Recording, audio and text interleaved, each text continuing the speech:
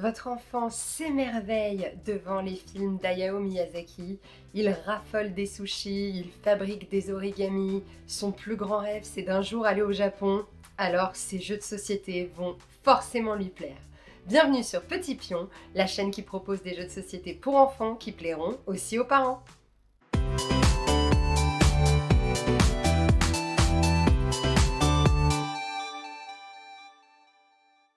Vous adorez les illustrations japonaises un peu kawaii, votre enfant aussi, alors jouez ensemble à Sushigo. Dans Sushigo, on est dans un kaiten sushi, je suis désolée pour ma prononciation, je ne parle pas japonais, mais vous savez, c'est ces restaurants où il y a des plats qui circulent, et en fait, votre but, c'est de faire le menu qui va rapporter le plus de points. Alors vous allez pouvoir marquer des points de plein de façons différentes en fonction des plats que vous allez choisir. On a un même paquet de cartes qui va tourner entre les joueurs. Quand on reçoit le paquet, on choisit une carte, on la pose face cachée et on passe le paquet à son voisin. Une fois que tout le monde a choisi sa carte, on la révèle et on la pose devant soi. Ce procédé où on prend une carte d'un paquet et ensuite on fait passer le paquet aux autres joueurs, ça s'appelle une mécanique de draft. Et le draft, c'est hyper intéressant parce que d'un côté, on a envie de choisir une carte qui va nous servir à nous pour notre jeu, mais en même temps, on a aussi envie de retirer des cartes qui seraient utiles aux adversaires. Attends. Ah mais lui il en a déjà 2 des sashimi, donc si il récupère cette carte après, ça va lui faire 10 points. Je vais le prendre, ça me fait pas de points mais tant pis. Sushigo, c'est un jeu facile à prendre en main et tout mignon qui sera autant agréable à jouer qu'à regarder. Vous voyez Godzilla, l'énorme monstre qui saccage tout Tokyo ? Eh bien, imaginez qu'il n'y ait pas un, mais plusieurs monstres dans la ville et qu'ils se mettent des grosses baffes. Bienvenue dans la grande bataille de King of Tokyo. King of Tokyo, c'est un jeu de 2 à 6 joueurs où vous allez vous affronter pour devenir le roi de Tokyo. Chaque personnage a une petite roulette avec des points de vie et des points de victoire. Pour gagner, il faut soit être le dernier monstre en vie, ou alors être le premier à faire 20 points de victoire. À chaque tour, vous lancez les dés et vous pouvez aussi acheter des cartes. Ça va vous permettre d'attaquer, de vous soigner ou encore de gagner des points de victoire. Pendant la partie, votre gros monstre sera soit dans la ville de Tokyo, soit en dehors de la ville. Si vous choisissez de vous placer dans la ville, vous allez pouvoir mettre des baffes à tous les adversaires du jeu en même temps. Mais aller en ville, c'est aussi risqué, car une fois sur Tokyo, vous devenez automatiquement la cible des attaques de tous les joueurs. Et surtout, quand vous êtes dans Tokyo, vous ne pouvez plus vous soigner. Il va donc falloir réfléchir au meilleur moment pour y aller et faire le plus de dégâts possible sans trop se faire mal. Entre les lancers de dés, l'achat des cartes et le bon timing de placement dans la ville de Tokyo, il va falloir avoir la meilleure combinaison possible pour sortir victorieux de ce combat épique. King of Tokyo est un super jeu qui mêle affrontement et stratégie. Personnellement, c'est un des jeux de société pour enfants auxquels j'aime le plus jouer en tant qu'adulte et c'est aussi une de mes recommandations favorites pour les enfants de 8 ans. Si vous avez besoin d'un grand jeu de groupe ou qu'actuellement vous préparez un anniversaire sur le thème du Japon et que vous avez envie d'une animation un petit peu sympa, alors je ne peux que vous conseiller Tokyo Train. Tokyo Train, ça se joue à 4, 6 ou 8 joueurs, car on va jouer en équipe de 2. L'un de nous va être l'agent de métro de Tokyo et l'autre va représenter les touristes qui essayent de rentrer à l'intérieur du métro. Mais l'agent de métro veut que les touristes soient le mieux répartis possible dans les wagons. Le but du jeu sera d'être le premier à réaliser l'objectif de répartition de l'agent. Mais dans Tokyo Train, la communication est limitée. Et oui, vous n'allez avoir droit qu'à 2 éléments pour communiquer avec votre coéquipier. C'est cette petite carte de vocabulaire et 3 gestes. Alors par contre, je vous préviens, avec Tokyo Train, on n'est pas du tout sur un jeu calme. Odorokubeki, Odorokubeki, mais non, je t'ai dit Odorokubeki. Pardon, Kyoku, non, c'est pas ça. Uchukochi. Le premier binôme qui a réalisé son objectif crie Tokyo Train et l'emporte. Vous pouvez évidemment jouer avec quelques enfants en plus et leur proposer de faire l'arbitre ou bien d'animer la partie. Vous pouvez aussi faire des roulements sur les rôles, inverser les rôles en fonction des parties, etc. Vous avez aussi des variantes dans la boîte avec d'autres gestes. Bref, Tokyo Train, c'est à jouer et à rejouer du moment que vous êtes prêt à affronter le brouhaha du métro Tokyoïte chez vous.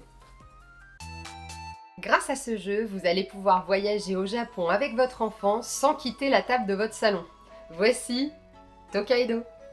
Dans Tokaido, on est du coup sur la route du Tokaido, donc la route qui relie Tokyo à Kyoto, et le but du jeu, c'est de faire le meilleur voyage dans un Japon du temps ancien. Sur cette route que vous parcourez, vous allez avoir différentes activités. Rencontrer des locaux, manger de la nourriture gastronomique, admirer différents paysages, visiter des temples, voir des sources chaudes, et chacune de ces activités va vous apporter des points de victoire. Celui qui en accumule le plus a gagné. Ce qui est intéressant dans Tokaido, c'est qu'il n'y a pas de dés. En fait, on avance avec uniquement 2 règles. La première, c'est qu'on n'a pas le droit de reculer. Et la deuxième, c'est qu'on ne peut pas se placer sur une case où il y a déjà un autre joueur. Donc, bien sûr, on ne va pas pouvoir tout faire. Il va falloir faire des choix et réfléchir à ce qui va être le mieux pour nous pour avoir un maximum de points. Bon, moi, c'est pas compliqué. Je vais acheter tous les souvenirs et toute la nourriture. Je pense que je vais essayer de choper un maximum de paysages. J'ai l'impression que ça rapporte beaucoup de points. Alors moi, je vais prendre un peu de tout ce qui passe, mais surtout, je vais regarder les cases qui intéressent le plus mes adversaires pour me poser dessus. Ce jeu est magnifiquement illustré. En plus, les cartes de souvenirs et de nourriture sont de vrais mots japonais, donc ça permet d'en apprendre plus sur la culture nippone. On est sur des parties un petit peu plus longues quand même. Une partie de Tokaido, ça dure en moyenne 45 minutes, mais c'est aussi ça qui permet de réellement s'immerger dans un vrai voyage japonais en plateau. Si vous avez du temps et que vous souhaitez passer un vrai moment ludique avec votre enfant fan du Japon, Tokaido est idéal. Si vous voulez un jeu qui sort de l'ordinaire, alors je vous présente le joli Hanabi. Hanabi est un jeu coopératif où tous ensemble, on va essayer de réaliser un magnifique feu d'artifice. Vous avez des cartes de couleurs différentes avec des valeurs de 1 à 5. Votre but, c'est de faire 5 feux d'artifice groupés par couleur et avec une suite croissante, en commençant par le 1.